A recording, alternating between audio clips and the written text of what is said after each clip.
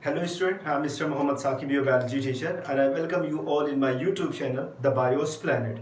Okay, आज हम बात करते हैं। देखो, टिश्यू वाला चैप्टर तो चल ही रहा है, आपको पता है। और इस चैप्टर में हमने पहले टिश्यू को समझा, फिर प्लांट टिश्यू को हमने कंप्लीट, उसके टाइप्स ऑफ प्लांट टिश्यू और वो उसे कंप्लीट कर लिया। उसके बाद हमने बात की थी एनिमल टिश्यू के बारे में। तो एनिमल टिश्यू में सबसे पहले हमने एपिथेलियल टिश्यू, उसके बाद हमने कनेक्टिव टिश्यू, उसके बाद मस्कुलर टिश्यू। आज एकदम लास्ट वाले टिश्यू के बारे में बात करेंगे, जो एनिमल टिश्यू में एकदम लास्ट वाला जो टिश्यू है और सबसे इंपॉर्टेंट, हमारी बॉडी में उतना तो नहीं पाया था। This is not the most abundant tissue which are found in our body. हमारी बॉडी में सबसे ज्यादा तो नहीं पाया था, बट सबसे इंपॉर्टेंट टाइप का टिश्यू है। आज मैं आपको पढ़ा रहा हूँ। आज आप कोई भी काम कर रहे हैं, बिना सोचे नहीं करते, आप सारा काम कर रहे हैं। हर चीज के पीछे कोई ना कोई रीजन है। आज हम सरवाइव कर रहे हैं, आज हमारा डेवलपमेंट, हर चीज अगर देखें तो इस टिश्यू की वजह से ही है। और इस टिश्यू का नाम है नर्वस टिश्यू।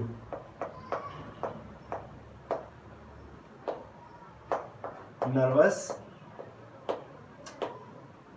टिश्यू।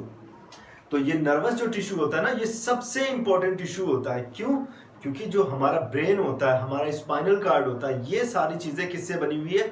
उसी नर्वस टिश्यू की ही बनी हुई है। और ये जो नर्वस टिश्यू होता है, इस टाइप के टिश्यू तो कोई प्लांट में देखने को नहीं मिलते, सिर्फ एनिमल में ही देखने को मिलते हैं। That's why we are consciously aware about everything. हम हर चीज को जानते हैं, हमें पता है कि कौन सी चीज बेनिफिशियल होगी, कौन सी नॉन बेनिफिशियल होगी। वेदर कैसा है, हम देख रहे हैं, वो कोई बहुत खूबसूरत कोई जगह दिख जाए, प्लेस दिख जाए, तो आप क्या करते हैं? वहां पे रुक के आप कुछ देर रुक के उस चीज को देखने लगते हैं। हर चीज को आप अपने हिसाब से समझने की कोशिश करते हैं।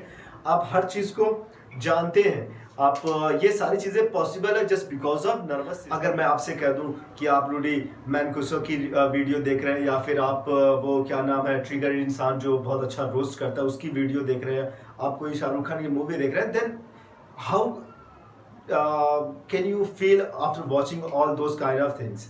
तो उन सारी चीज़ों को आप देख रहे होते हैं, तो आप एक जॉय फील करते हैं, आपको बहुत अच्छा लगता है, आप एंजॉय करते हैं उन सारी चीज़ों का। तो क्यों करते हैं? Because we are well aware, we have nervous system, we have brain, that's why we can understand everything. तो हम सारी चीज़ों को समझते हैं, हंसने वाली बातों पे हंसते हैं, जब इमोशनल चीज़ें आती हैं तो हम वहाँ पे रोते हैं, जहाँ पे चीज़ें अच्छी नहीं होती तो हमें गुस्सा आता है। तो ये सारी चीज़ों के लिए रिस्पॉन्सिबल ये वाला टिश्यू है। कौन सा? Nervous tissue. तो नर्वस टिश्यू इस हिसाब से समझ लें कि सबसे इंपॉर्टेंट टिश्यू है। मान लेते हैं हमारी बॉडी में, अगर मान लेते हैं कोई मसल्स नहीं है, बट वी कैन सर्वाइव। हमारी बॉडी में कोई टिश्यू नहीं है, या फिर हमारी बॉडी में एपिथेलियल नहीं है, चलेगा। लेकिन अगर हम अपनी बॉडी में से ब्रेन को हटा दें, हमें पता ही नहीं कि क्या हो रहा है हमारे सराउंडिंग में, हमारे इन्वायरमेंट में, हमारे आसपास क्या हो रहा है, हमें कुछ पता नहीं। हाथ नहीं होगा, पैर नहीं होगा, चलेगा। लेकिन अगर आपका ब्रेन ही ना हो, आप किसी चीज को फील ही ना करें, तो वहां पे ये प्रॉब्लम हो जाती है कि आप उन चीजों को समझ ही नहीं पाएंगे। तो आज ये जान लीजिए कि हम दुनिया के सबसे कॉम्प्लेक्स स्ट्रक्चर के बारे में स्टडी करने वाले हैं। हमारी बॉडी के सबसे ज्यादा डेवलप्ड स्ट्रक्चर के बारे में हम स्टडी करने वाले हैं। तो अगर आपसे किसी ने पूछ दिया which part of the body, which part of our body is the most complex, so without any delay you can say that is our brain.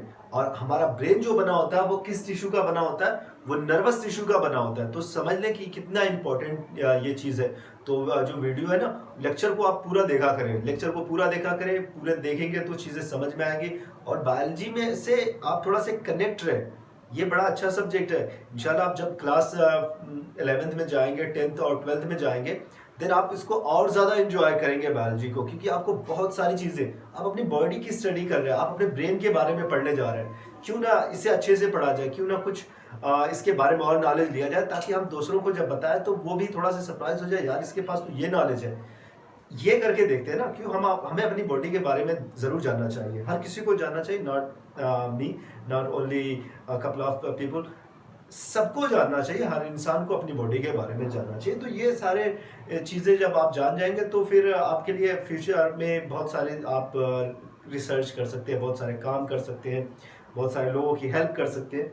तो चलो आज हम नर्वस टिश्यू के बारे में बात करते हैं। अब देखो नर्वस टिश्यू कौन सा है, हमारी बॉडी पे जो कंट्रोलिंग सिस्टम है, हमारी बॉडी का रिस्पॉन्सिवनेस के लिए जो रिस्पॉन्सिबल टिश्यू है वो नर्वस टिश्यू है। हमारी बॉडी का कंट्रोल का मतलब, अगर हमने बॉल को थ्रो किया या फिर किसी बैट्समैन ने बॉल को हिट किया, बॉल हवा में गई, दो खिलाड़ी बॉल की तरफ डायरेक्शन में दौड़ रहे हैं कैच करने के लिए, why they are not running in another direction, why they are running toward the same direction where the ball is going on, where is the ball is running। तो बॉल जिधर जा रही है उधर आप दौड़ते हुए जा रहे हैं। क्यों आप उसी तरफ जा रहे हैं, क्यों दूसरी तरफ नहीं जा रहे हैं? Because we are well controlled by our nervous system. तो जो नर्वस सिस्टम है हमारा वो नर्वस टिश्यू का बना हुआ है। और नर्वस सिस्टम यानी कि ये क्या बनाता है, ये हमारे नर्वस सिस्टम को बनाता है, नर्वस सिस्टम को बनाता है। और नर्वस सिस्टम जो हमारा है ये बड़ा इंपॉर्टेंट है, क्योंकि इसमें आपका नर्वस सिस्टम को अगर हम देखें तो इसमें दो पार्ट होते हैं। ओके, मैं यहां से स्टार्ट करता हूं। नर्वस सिस्टम में दो पार्ट होते हैं, एक होता है आपका सेंट्रल नर्वस सिस्टम, एक होता है आपका peripheral nervous system. Central nervous system में आपके क्या क्या आएंगे, आपका ब्रेन आ जाएगा, और क्या आ जाएगा, स्पाइनल कार्ड। ये बॉडी का जो आपका ब्रेन है, brain is made up of this type of tissue, nervous tissue.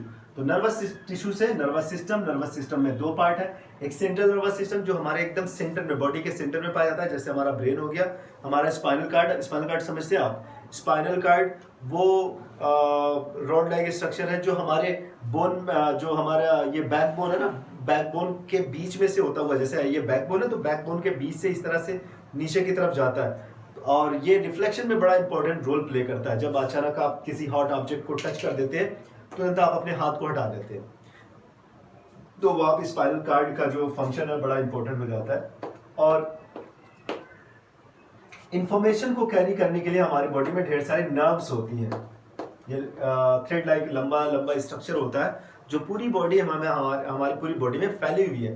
देखो ये सारी चीजें रिस्पॉन्सिबल होती है किसके लिए, रिस्पॉन्स के लिए, रिस्पॉन्स करवाती है। जैसे कैसे रिस्पॉन्स करवाती है, अब मैंने आपसे कहा कि ये एक पेन है, ये पेन है, मैंने इस पेन को देखा, कैसे देखा, मैंने अपनी आंखों से इस पेन को देखा, तो जो आईज है वो इंफॉर्मेशन को लेके जाती है ब्रेन के पास। मैंने कहा हाँ ये पेन अच्छी है, कल मेरा एग्जाम है, कल से हमारा एग्जाम है, तो मैं इस पेन को ले लेता हूँ, ये मेरे एग्जाम में काफी हेल्पफुल होगी। मेरे ब्रेन ने इसके बारे में सोचना शुरू किया, और उसके बाद मेरे ब्रेन ने या फिर मेरे नर्वस टिश्यू ने, मेरे नर्वस सिस्टम ने क्या कहा कि अब इस पेन को आप उठा लें। मैंने इसे उठा लिया। तो ये फंक्शन है ब्रेन का, ये फंक्शन है, ये कंट्रोल करता है, ये मेन कंट्रोलिंग सेंटर है हमारी बॉडी का। तो ब्रेन और ब्रेन को जो बनाते हैं वो टिश्यू कौन से है, नर्वस टिश्यू। अब आपको मालूम होगा, तो ये नर्वस टिश्यू के ब्रेन बने हैं, नर्वस टिश्यू का स्पाइनल कार्ड बना हुआ है, नर्वस टिश्यू के नर्व्स बने हुए हैं। और इन सारी चीजों का यानी nervous tissue is made up of many number of group of cell. तो इस टिश्यू के अंदर कौन सी सेल का ग्रुप आ जाएगा, let me right it in red colour. तो इस टाइप की सेल को हम न्यूरॉन कहते हैं, और मैंने यहाँ पे एक डायग्राम बना रखा हुआ है न्यूरॉन का। आपके एनसीईआरटी बुक में भी न्यूरॉन का डायग्राम बना हुआ है। तो नर्वस टिश्यू नर्वस सिस्टम की जो सिंगल यूनिट होती है, जैसे हमने कह दिया कि हमारी बॉडी की सिंगल यूनिट क्या होती है, पूरी बॉडी की। अगर हम पूरे कॉमन स्ट्रक्चर बॉडी के बारे में बात करें तो हम कहेंगे सेल।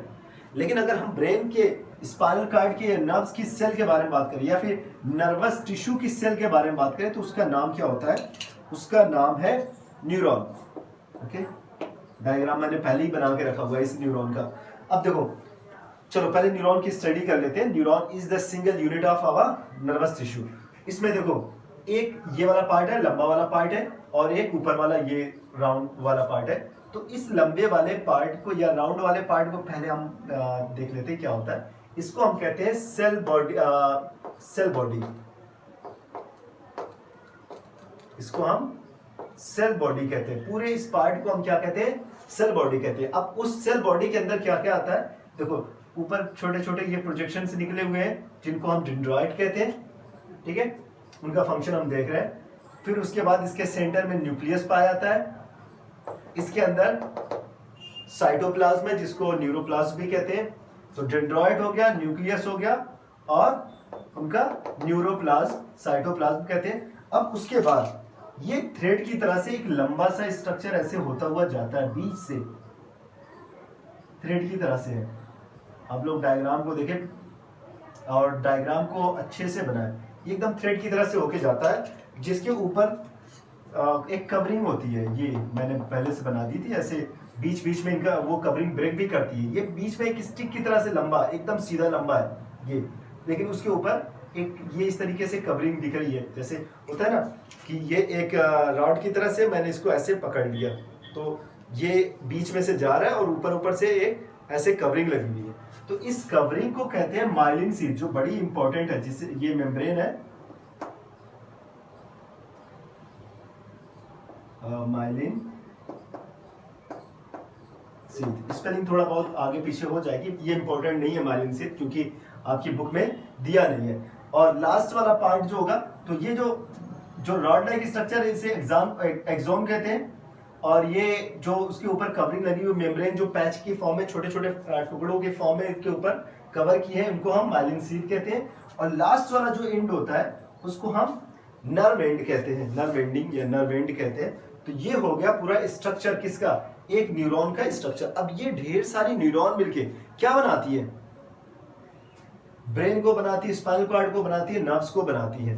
ब्रेन मतलब आप जानते हैं, आपका ब्रेन जो है बड़ा इंपॉर्टेंट स्ट्रक्चर है, बहुत ही इंपॉर्टेंट स्ट्रक्चर है।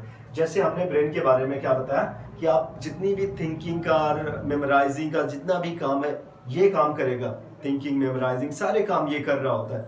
ओके, अब देखो एक्सॉन में डेंड्रॉइड का फंक्शन क्या है? डेंड्रॉइड सबसे पहले मैं यहां पे लिख दे रहा हूं डेंड्रॉइड। डेंड्रॉइड्स, तो डेंड्रॉइड का न्यूरॉन को हमने तीन पार्ट में डिवाइड किया। सेल बॉडी, पहले यहां पे लिख देते हैं cell body, second axon, third nerve ending. Cell body, axon and nerve ending.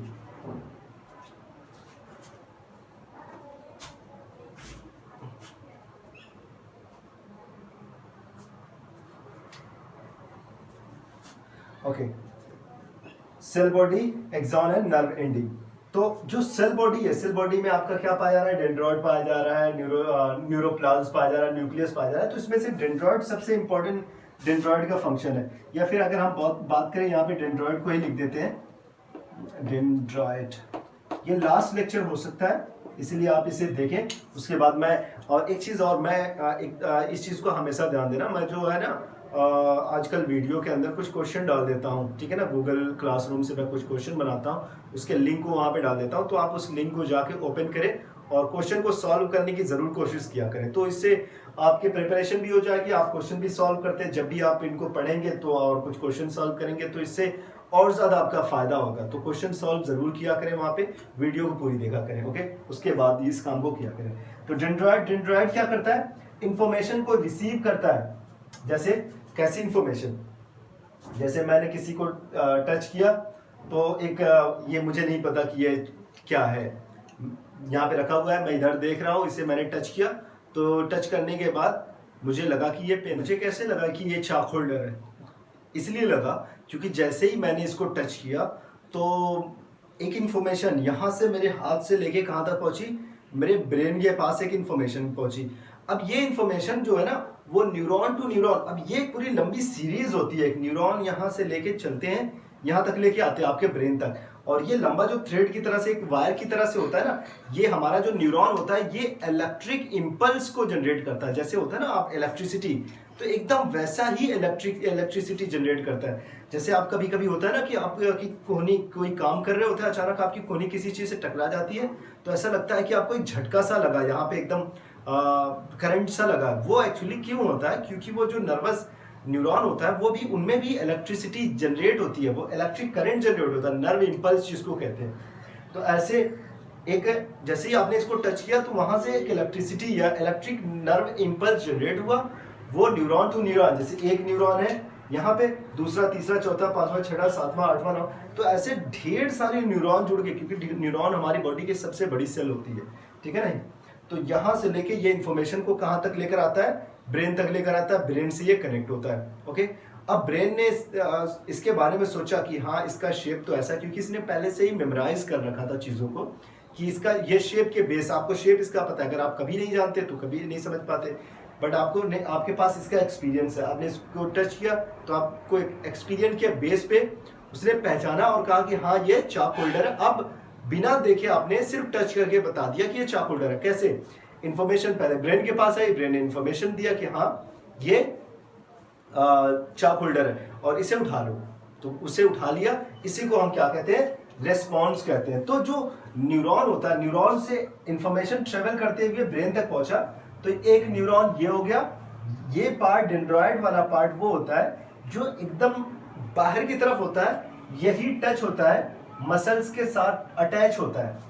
ये जो न्यूरॉन होता है ना, ये मसल्स के साथ अटैच भी होता है। तो जब कोई पार्ट इसके साथ टच करता है तो डेंड्रॉइड इंफॉर्मेशन को रिसीव करते हैं, फिर ये आपकी सेल बॉडी के पास पहुंचता है और एक्सॉन के थ्रू कहां तक पहुंचता है? आपके नर्व एंड तक पहुंचता है, और नर्व एंड जाके दूसरे वाले न्यूरॉन के साथ टच होती है। तो एक न्यूरॉन से दूसरे न्यूरॉन, दूसरे से तीसरे, तीसरे से चौथे, चौथे से पांचवे, इस तरह से इंफॉर्मेशन या नर्व इंपल्स ट्रेवल करते हुए आगे बढ़ती रहती है। ओके, इतना आई होप कि समझ में आ गया। तो इंफॉर्मेशन को रिसीव किसने किया? डेंड्रॉइड ने किया। और फिर इंफॉर्मेशन किसके थ्रू होके जा रही है? एक्सॉन के थ्रू। पहले इसके उसके न्यूरोप्लास्ट तक पहुंची, फिर उसके बाद कहां तक पहुंची?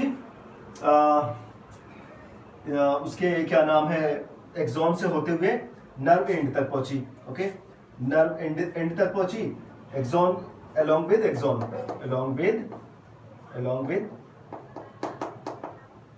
एक्सॉन। तो एक्सॉन के साथ along with एक्सॉन कहां तक पहुंची? नर्व एंड तक पहुंची, और नर्व एंड से ये दूसरे किसी न्यूरॉन के पास जाके, ये दूसरा न्यूरॉन है, इसके साथ ये टच है। अब ये दूसरे न्यूरॉन में पहुंच गया, दूसरे से तीसरे में पहुंच गया, तीसरे से चौथे, ऐसे करते हुए ब्रेन के पास जाता है। तो इंफॉर्मेशन ट्रेवल करता है, इंफॉर्मेशन को कंडक्ट करने वाले होते हैं, ये इंफॉर्मेशन को कंडक्ट भी करते हैं। ओके, तो ये हो गया न्यूरॉन का स्ट्रक्चर और फंक्शन। ओके, इतना आई होप कि समझ में आ गया। अब देखो कुछ चीजें और बड़ी इंपॉर्टेंट है, मैं आपको बता दे रहा हूं। देखो जैसे जो ये वाला टिश्यू होता है आपका, नर्वस टिश्यू है जो आपका है, ये नर्वस टिश्यू किसके साथ जुड़ा हुआ होता है? मसल्स के साथ जुड़ा होता है, और आपकी बॉडी को मूव कराता है। आप कैसे मूव कर रहे हैं? मूवमेंट के लिए क्या रिस्पॉन्सिबल है? Of course muscles and connective tissue. जैसे कनेक्टिव टिश्यू में आपका स्पेशलाइज कनेक्टिव टिश्यू के बारे में मैंने बताया था ना, बोन के साथ मसल जुड़ी हुई है। लेकिन मूवमेंट के लिए कौन रिस्पॉन्सिबल है? मसल्स रिस्पॉन्सिबल है। मसल्स की सेल जो होती है ना, उनके अंदर कॉन्ट्रैक्शन होता है, उनके अंदर रिलैक्शन होता है। जब कॉन्ट्रैक्शन रिलैक्शन होगा तो उसकी वजह से बॉडी मूव करेगी। बात समझ में आ रही है? तो यहाँ पे लेकिन उस मूवमेंट को कंट्रोल कौन करता है? आपका ब्रेन। आपका ब्रेन कहता है कि हाथ उठाओ, तो आप हाथ उठा रहे हैं, ठीक है। आपके ब्रेन से कनेक्ट है ये मसल्स। आपका ब्रेन जो कहेगा वो आपकी मसल्स करवाएगी। आपके ब्रेन ने कहा कि हाथ ऐसे उठाओ, तो आपने हाथ उठा दिया। मैंने कहा कि मुझे जो लिखना है मैं वो लिख रहा हूं। क्यों लिख रहा हूं? मूवमेंट हाथ में जो मेरे हैंड में जो मूवमेंट है वो किसकी वजह से मूवमेंट है? ऑफ कोर्स मसल सेल्स की वजह से। लेकिन मसल सेल्स पे कंट्रोल किसका है? मेरे ब्रेन का, मेरे नर्वस टिश्यू का। तो बॉडी मूवमेंट में और प्रॉपर कंट्रोलिंग में ये इन्वॉल्व होते हैं हमारे नर्वस टिश्यू। नर्वस टिश्यू को बनाने वाली सिंगल यूनिट क्या होती है? उनको बनाने वाली सेल को हम क्या कहते हैं? ये आपका न्यूरॉन हो गया। इनसे क्या क्या बनता है? ब्रेन बनता है, स्पाइनल कार्ड बनता है और नर्व्स बनते हैं। अब नर्व्स क्या होती है? ब्रेन और स्पाइनल कार्ड तो समझ में आया। नर्व्स वो थ्रेड लाइक स्ट्रक्चर होता है जो इन्फॉर्मेशन को कैरी करता है हमारे ब्रेन तक और स्पाइनल कार्ड तक, ठीक है ना। जो हमारे, जैसे मान लेते हैं ये हमारा ब्रेन हो गया या स्पाइनल कार्ड हो गया एकदम सेंटर में, अब किसी चीज को हमने यहाँ पे टच किया तो यहाँ से यहाँ तक इन्फॉर्मेशन को कौन लेकर आएगा, वो थ्रेड जैसी पूरी बॉडी में फैली होती है जिनको हम नर्व्स कहते हैं। और फिर उसके बाद आपके हाथ ने मूवमेंट करना शुरू किया तो हाथ तक इन्फॉर्मेशन कौन लेके गया, इसको भी नर्व्स लेके गई। तो ये जो नर्व्स होती है ना, ये बॉडी के पेरिफेरल वाले पार्ट पे, मतलब बॉडी के साइड साइड वाले पार्ट पे रहती हैं, इसीलिए इनको पेरिफेरल नर्वस सिस्टम में रखा गया है नर्व्स को। और सेंट्रल नर्वस सिस्टम जो आपके बॉडी के सेंटर में पाया जा रहा है, इसीलिए इसे सेंट्रल नर्वस सिस्टम कहा गया है। ओके, आई होप कि इतना आपकी समझ में आ गया। ओके, एक चीज और, क्योंकि देखो सबसे इंपॉर्टेंट चीज आपको ये तो जरूर जानना चाहिए आखिर ये इसका फंक्शन, इनके बारे में देखो, इनकी सेल के अंदर सेंट्रोसोम नहीं पाया जाता। कहाँ पे सेंट्रोसोम नहीं पाया जाता? न्यूरॉन के अंदर, हर सेल के अंदर सेंट्रोसोम, एनिमल सेल की एक कैरेक्टरिस्टिक है ना, सेल डिवाइड होती है। सेल डिवाइड क्यों होती है? क्योंकि उसके अंदर सेंट्रोसोम होता है। सेंट्रोसोम जो होता है ना, सेंट्रियोल की फॉर्म में सेल को डिवाइड करने में हेल्प करता है, स्पिंडल फाइबर का फॉर्मेशन करके। इनके अंदर वो सेंट्रोसोम नहीं होता। मैं बाद में उनके बारे में बताऊंगा, अगर आपको नहीं मालूम है तो मैं एक दूसरी और वीडियो, सेल की वीडियो बना के उसमें डाल दूंगा प्लेलिस्ट में। लेकिन आप सारी वीडियो को जरूर वॉच किया करें। ओके, हमेशा वॉच करें। देखो, पढ़ने की कोई एज नहीं होती, कोई टाइम नहीं होता। जब आपका मूड बने पढ़ना शुरू कर दे, जब आपको नींद नहीं लगे तो आप पढ़ना शुरू कर दे। ओके, बुक को आप अपने सर के पास रखें। जब आप सो रहे हो ना रात में, अपने पास बुक को रखें। नींद नहीं लग रही, बुक को पढ़ें। अगर आपको नींद लगी, आधा घंटे बाद लगी, आपने 20 मिनट उसके बीच में पढ़ लिया तो काफी इंफॉर्मेशन आप कलेक्ट कर लेंगे। 20 मिनट कम नहीं होता। पढ़ने वाले बच्चे टाइम को ढूंढते रहते हैं कि कब हमें पढ़ने का मौका मिल जाए। ओके, तो मैं क्या बता रहा था? हाँ, मैं बता रहा था कि जो आपकी न्यूरॉन होती है, जब आप पैदा होते हैं तो जितनी नंबर ऑफ न्यूरॉन्स आपकी बॉडी में होती है, उतने ही नंबर ऑफ न्यूरॉन्स बाद में भी होते हैं। क्यों? क्योंकि इनकी सेल के अंदर सेंट्रोसोम नहीं पाया था, और सेंट्रोसोम ना पाए जाने की वजह से इनका सेल डिवीजन नहीं होता। तो जितने सेल या जितने न्यूरॉन के साथ आप पैदा होते हैं, उतने ही न्यूरॉन के साथ आपकी डेथ भी होती है। मतलब इनके अंदर डिवीजन नहीं देखा जाता। ओके, बात समझ में आ रही? क्यों नहीं देखा जाता? इसलिए नहीं देखा जाता क्योंकि इनके अंदर सेंट्रोसोम नहीं होता। अब इनको सरवाइव करना है, एक लंबे टाइम तक सरवाइव करना है। हमारी इतनी एज है, मे भी किसी आदमी की एज 70 to 80, हमारी स्किन की जो सेल है ना, बार बार इनकी डेथ होती रहती है, नई सेल बनती रहती है हमेशा। साल 2 साल के अंदर पूरी की पूरी आपकी स्किन खत्म हो जाती है, नई सेल आ जाती है।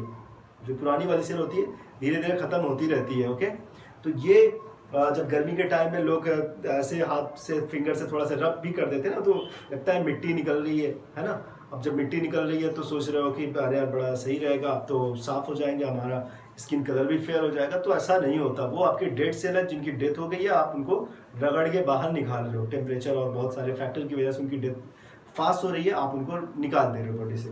ओके, तो वो डेड होती रहती है, बट इनकी डेथ नहीं होने देना है। तो कुछ ऐसी सेल होती है जिनको हम सपोर्टिंग सेल कहते हैं।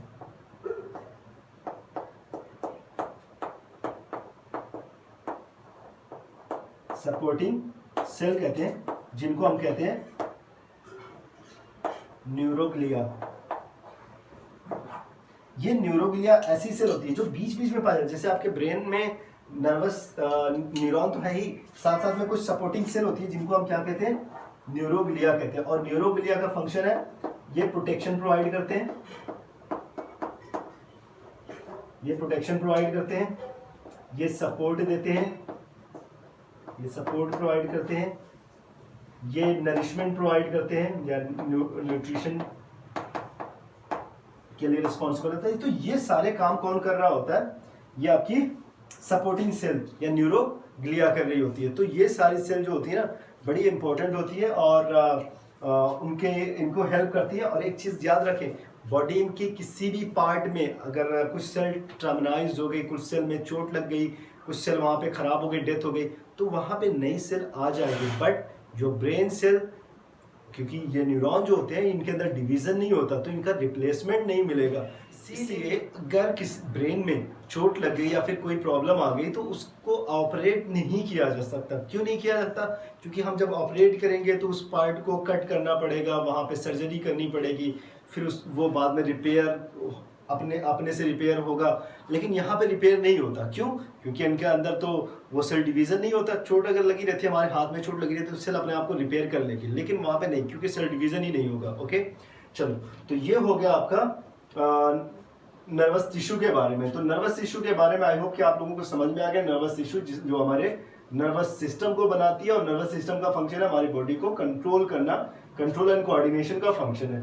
ब्रेन, स्पाइनल कार्ड और नर्व्स हमारी बॉडी के पार्ट होते हैं। इनको बनाने वाले सेल को न्यूरॉन कहते हैं। न्यूरॉन में डिफरेंट पार्ट्स होते हैं। डेंड्रॉइड होता है, सेल बॉडी होता है, एक्सॉन होता है और नर्व एंडिंग होता है, और उनका अलग अलग फंक्शन होता है। या जो डेंड्रॉइड होते हैं इंफॉर्मेशन को रिसीव करते हैं, और इंफॉर्मेशन ट्रेवल करती है in the form of electric impulse through along with axon to the nerve ending. उसके बाद ये दूसरे वाले पे ट्रांसफर हो जाते हैं, दूसरे वाले से तीसरे वाले पे इंफॉर्मेशन ट्रांसफर हो जाती है। एक जैसे वायर जो होता है ना, करंट बढ़ता रहता है, एक वायर में आगे की तरफ निकलता रहता है, एकदम सेम इलेक्ट्रिक करंट भी ऐसे ही वायर पे, ये जो नर्वस सिस्टम का जो वायर होता है, ये नर्व्स का जो वायर होता है लंबा सा, उसमें ये तेजी से फ्लो करता है। ओके, तो ये हो गया आपका नर्वस टिश्यू के बारे में। आई होप कि आप लोगों को पूरा समझ में आ गया होगा। देखिए मैं कुछ चीज़ें आपको बता दे रहा हूँ। देखो, अगर आपको समझ में नहीं आता है तो आप कमेंट बॉक्स में लिख के ज़रूर बता दें कि सर ये चीज़ मुझे नहीं समझ में आ रही है, तो मैं आपको दोबारा एक्सप्लेन कर दूंगा। अगर आपको समझ में आ गई तो बहुत अच्छी बात है।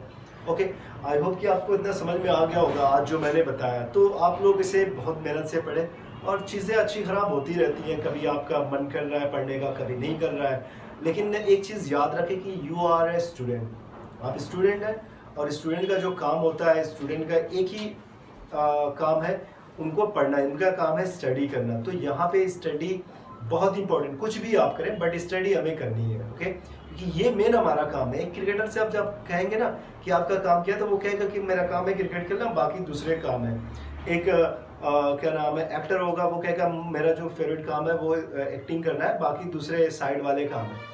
लेकिन आप स्टूडेंट है तो आप ये कहें कि मेरा मेन काम है स्टडी करना, बाकी काम तो साइड वाले हैं, तो मैं उनको बाद में भी पढ़ सकता हूँ, बट मेन जो मेरा काम है वो इनको पढ़ना है। मैं इन सारी चीज़ों को पढ़ूंगा, समझूंगा, उसके बाद ये नॉलेज बढ़ाता है। नॉलेज बड़ी अच्छी चीज़ है, आपको कॉन्फिडेंस देगा।